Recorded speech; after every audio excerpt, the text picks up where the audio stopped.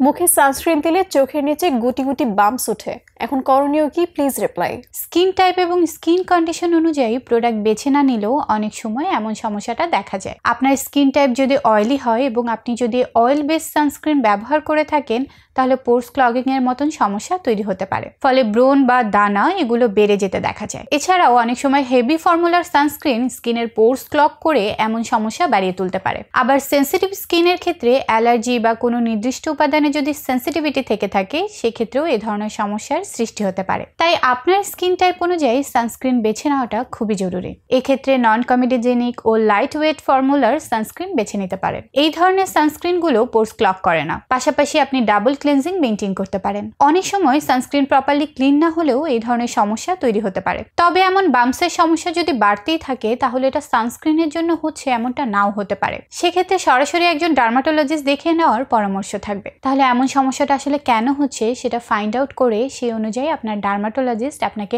Proper একটি solution দিতে পারবে।